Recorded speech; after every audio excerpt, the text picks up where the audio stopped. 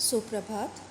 अभी हमने पिछले लेक्चर्स में देखा कि शुकनास राजकुमार चंद्रापेट को विषयों में अत्यंत आसक्ति से दूर रहने को कहते हैं। वो कहते हैं कि हम जितना अधिक भौतिक सुख के पीछे भागते हैं, अपने उन कामनाओं को, इच्छाओं को पूर्ण करना चाहते हैं, उतनी हमारी उपभोग की लालसा बढ़ती जाती है और ये विषयों में आसक्ति ही मनुष्य को पतन के मार्ग पर ले जाती है और निरंतर मनुष्य का अधःपतन होता चला जाता है, जबकि बुद्धि के निर्मल होने पर उसमें गुरु के उपदेश सरलतापूर्वक प्रवेश कर जाते हैं। इसी क्रम में अब हम आगे देखते हैं। कहते हैं गुरु वचनम अम्लम अपि सलिलम इव महद उपजन्यते श्रवण स्थितम शूलम अभव्यस्य इतरस्य तु करेण इव शंखाभरणम आनंद शोभा समुदयम अधिकतरम उपजन्यति। कि गुरु के वचन अमलम अपि, स्वच्छ होने पर भी, निर्मल होने पर भी, किसके समान? सलिलम एव, जल के समान। तो गुरु के वचन जल के समान निर्मल होने पर भी, श्रवण स्थितम, कान में स्थित शूल के समान।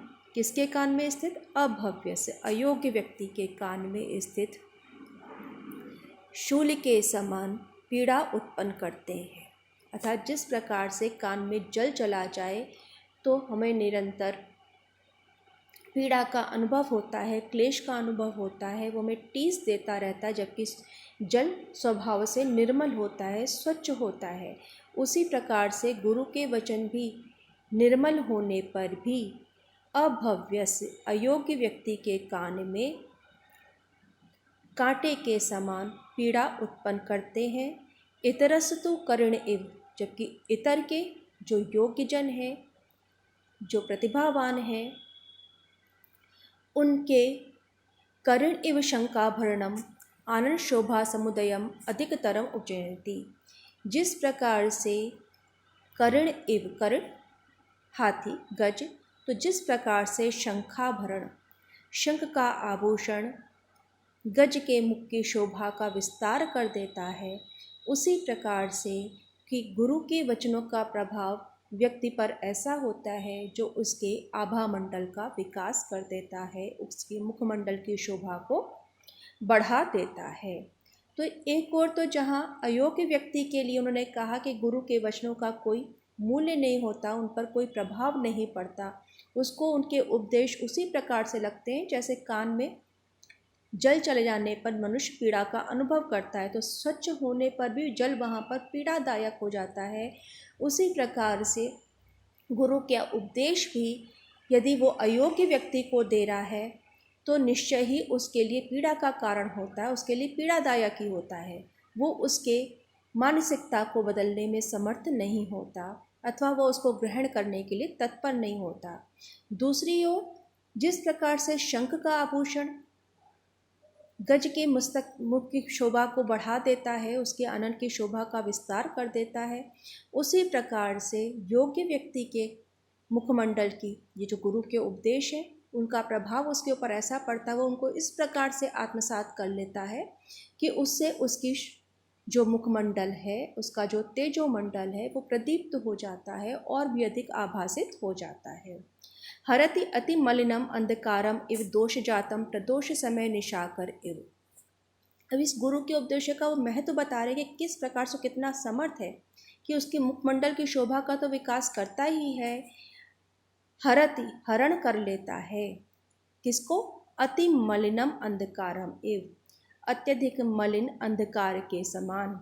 क्या है अंधकार के समान? दोष जातम, जो मनुष्य के दोष समूह हैं उनका वो उसी प्रकार से हरण कर लेता है जिस प्रकार से प्रदोष समय, प्रदोष वेला में, प्रदोष वेला जो सायंकाल का समय है, तो प्रदोष वेला में जिस प्रकार से निशाकर चंद्रमा संपूर्ण अंधकार को दूर कर देता है, उसका अपहरण कर लेता है, उसी प्रकार से गुरु के उपदेश मनुष्य के समस्त दोषजात अर्थात दोष समूहों को दूर कर देते हैं।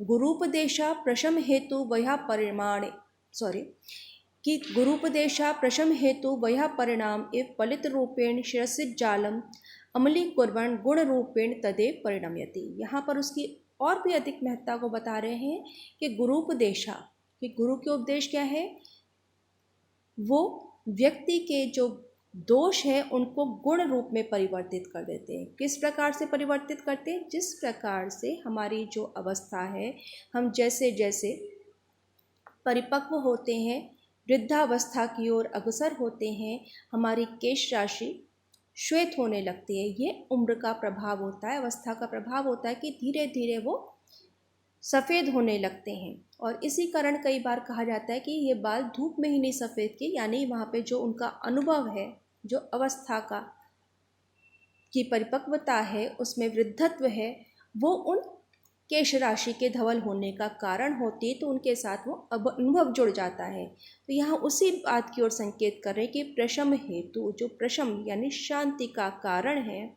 ऐसे वह परिणाम एवं अवस्था के परिणाम अर्थात वृद्धावस्था के समान पलित रूपेण श्वेत रूप से उनको पकाते हुए शिरसिज जालम, शिरसिज जायते इति शिरसिज अर्थात जो हमारे मस्तक पर उत्पन्न हो रहे हैं, अर्थात हमारी जो केश राशि है, उन केश समूहों को अमली कुर्वन स्वच्छ या धवल करते हुए, श्वेत रूप में परिवर्तित करते हुए गुण रूप में परिणत कर देते हैं। अर्थात हमारे जो दोष है, यहाँ पे जो कालिमा है, बाल केश राशि का काला होना है, वो दोष का प्रतीक है, और उसका धवल होना उसके गुण रूप में परिणत होने का, अर्थात स्वच्छता का, धवलता का, निर्मलता का विस्तार करने के अर्थ में आता है।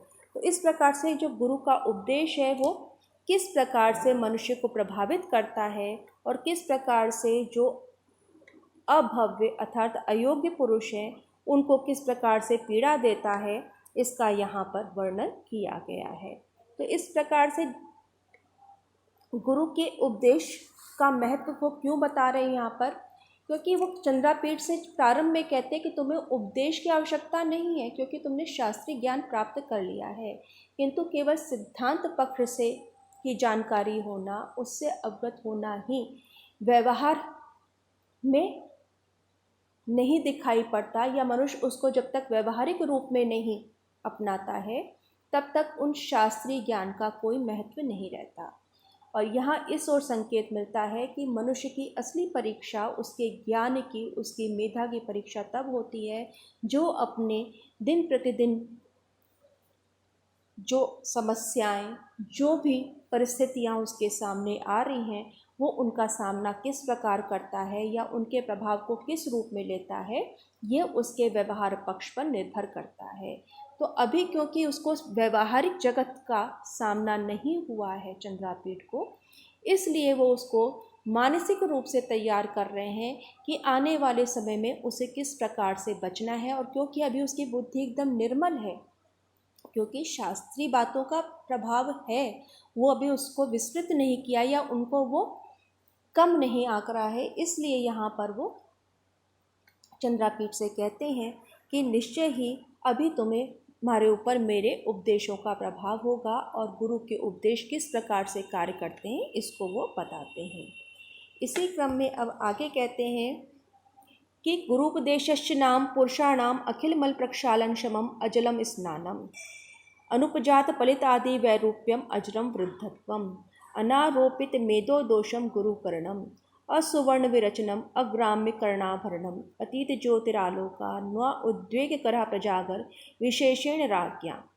अब वो कहते हैं कि गुरु के जो उपदेश हैं वो पुरुषाणाम व्यक्ति के लिए, मनुष्य के लिए अखिल मल प्रक्षालन शमम समस्त मलों को, सर्वस्त कल्मशों को धोने में समर्थ, अजलम स्नानम बिना जल के स्नान के समान होते हैं। जिस प्रकार से जल से स्नान करने पर हमारे शरीर की शुद्धि हो जाती है, हमारे शरीर का मल दूर हो जाता है, उसी प्रकार से गुरु के उपदेश मनुष्य के संपूर्ण मल को, जो उसका आंतरिक मल है, जो उसका वैचारिक मल है, उन समस्त मलों को, कल्मशों को धोने में समर्थ, अजलम स्नानम बिना जल के स्नान के समान है। अनुपजात फलित आदि वैरूप्यम अजरम वृद्धत्वम। अनुपजात नहीं उत्पन्न हुआ है जिसमें फलित आदि वैरूप्यम केश राशि का धवल होना इत्यादि विरूपता जिसमें अभी उत्पन्न नहीं हुई है, ऐसे अजरम बगैर वृद्धावस्था अर्थात जर्जरता, जर वृद्धावस्था को कहते हैं, तो अजरम अर्थात जिसमें जर्जरता के लक्षण प्रकट नहीं हुए हैं, ऐसे वृद्धत्व वृद्धावस्था के समान है। अनारोपित मेदो दोषम गुरुकर्णम जिसमें मेदस यानी चर्बी का बढ़ना प्रकट नहीं हुआ है, अर्थात मनुष्य के में स्थूलता उत्पन्न नहीं हुई है, स्थूलकाय नहीं हो रहा है, लेकिन फिर भी गुरुकर्णम अर्थात उसमें गुरुत्व का, उसमें स्वभाव में गांभीर्य का प्रकट होना, अर्थात शरीर के अंदर स्थूलता उत्पन्न नहीं हुए, लेकिन इसके स्वभाव में जो गांभीर्य है, गंभीरता है, वो पूर्ण रूप से विद्यमान है। इस प्रकार से गुरु के उपदेश का प्रभाव ये होता है कि मनुष्य के अंदर गांभीर्य का आविर्भाव हो जाता है। असुवर्ण विरचनम अग्राम्यम कर्णाभरणम बगैर सोने के बने हुए स्वर्ण रचित कर्णाभूषण से तो मुख की शोभा बढ़ती है, कानों की शोभा बढ़ती है, लेकिन गुरु के उपदेश क्या है? असुवर्ण विरचनम अग्राम्यम स्वर्ण से ना बने हुए अग्राम्य कर्णाभरणम। अग्राम अर्थात स्वाभाविक रूप से कान की शोभा बढ़ाने वाले आभूषण के समान होते हैं। अतीत ज्योतिरालोका ज्योतिरालोका अर्थात ज्योति से अर्थात स्थूल प्रकाश से परे, अतीत ज्योति अतीतो ज्योति यस्मात् अर्थात उस भौतिक प्रकाश से परे दिव्य प्रकाश के समान होता है। न उद्वेगकरा प्रजागरा जिसमें उद्विग्नता नहीं है, जिसमें विकलता नहीं है, ऐसे जागरण के समान होता है। विशेषण राज्ञाम विशेष रूप से राजाओं के लिए, विरला ही तेषाम उपदेष्टारा क्योंकि उनको उपदेश देने वाले ही बहुत कम होते हैं, अर्थात राजा को उपदेश देने का अधिकार सबको नहीं होता, या वो स्वयं इस प्रकार के सक्षम नहीं होते कि वो राजा को उपदेश दें। मुझे ये अवसर प्राप्त है, मुझे ये अधिकार प्राप्त है, इसलिए मैं तुम्हें अब ये उपदेश दे रहा हूँ, तुम्हें सावधान कर रहा हूँ, सजग कर रहा हूँ, तो मेरी जो कुछ भी मैं कहने जा रहा हूँ उसको तुम ध्यान से सुनो और उसको ग्रहण करो, क्योंकि गुरु के उपदेशों में ही वो शक्ति होती है कि वो मनुष्य के समस्त कल्मशों को, उसके आंतरिक विकारों को धो सकें, उसका प्रक्षालन कर सकें।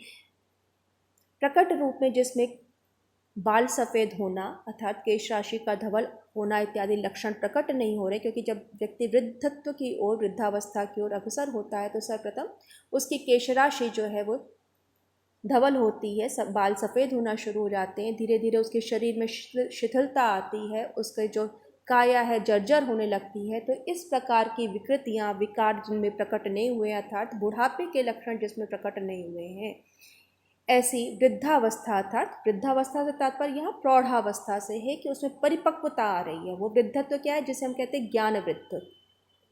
तो उस वृद्धावस्था जहाँ पर आपके ज्ञान में वृद्धि हो रही है, इस प्रकार से वो स्वभाव में एक गांभीर्य आ रहा है, ठहराव आ रहा है, आप स्थिर बुद्धि हो रहे हैं। शरीर में स्थूलता प्रकट नहीं हो रही है, किंतु फिर भी स्वभाव में गांभीर्य प्रकट हो जाता है। हमने सोने के बने हुए आभूषण धारण नहीं किए हैं, लेकिन गुरु का उपदेश स्वर्ण निर्मित ना होते हुए भी मनुष्य के, पुरुष के कान की शोभा को बढ़ाता है। अर्थात यदि अच्छे वचन कान में है तो व्यक्ति का चरित्र उसी के अनुसार बनता है, उसका उसी प्रकार से व्यक्तित्व निखरता है। उन वचनों का प्रभाव उसके संपूर्ण व्यक्तित्व पर दिखाई पड़ता है, जो उसके चेहरे पर परिलक्षित होता है, जिसके कारण उसका मुखमंडल आभासित होने लगता है। ये परिवर्तन हमें व्यक्ति के अंदर, योग्य व्यक्ति के अंदर देखने को मिलते हैं। अतः गुरु के उपदेशों का अत्यंत महत्व है। इसे साधारण रूप में मत लो, क्योंकि ये ज्योति अर्थात जो भौतिक ज्योति है, भौतिक प्रकाश से परे जो दिव्य ज्योति है, एक जो अखंड प्रकाश है, जिसके द्वारा जैसे हम कहते तेने भाषा सर्वमिदं विभाति, कि जिसकी प्रकाश से ये संपूर्ण जगत प्रकाशित हो रहा है। तो वो जो प्रकाश रूप है, जो स्वभाव है, उस प्रकाश के समान होता है, जिसके आलोक में व्यक्ति सब कुछ देखने में समर्थ हो जाता है, विषयों को समझने में समर्थ हो जाता है, प्रत्येक तत्व उसके सामने प्रकाशित हो जाता है, अर्थात उसमें स्पष्टता हो जाती है। इस प्रकार से यहाँ पर वो चंद्रापीठ को आगे जो कहने जा रहे हैं उसको मानसिक रूप से तैयार कर रहे हैं कि चंद्रापीठ को ऐसा ना लगे कि अभी मुझे इस उपदेश की क्या आवश्यकता है, मैंने शास्त्र का अभ्यास कर रखा है, लेकिन यहाँ पर वो गुरु के उपदेश का महत्व बता रहे हैं कि यहाँ आवश्यकता क्यों है। इस क्रम में अब हम आगे अध्ययन कल करेंगे। आज के लिए इतना पर्याप्त है। इसमें किसी प्रकार की इसकी जो अर्थ है उसको भी मैं अभी PDF नोट्स में दे रही हूँ, तो उसके साथ आपको इसकी डिटेल जो भी है विस्तृत रूप से पढ़ने को भी मिल जाएगा। दोनों को मिलाकर पढ़िए, समझ में नहीं आए तो पूछिए, निरंतर संवाद स्थापित रखिए, ताकि ये जो भी लेक्चर्स दिए जा रहे हैं ये केवल औपचारिकता ना रहें, अपितु इनका कोई परिणाम सामने आना चाहिए। धन्यवाद।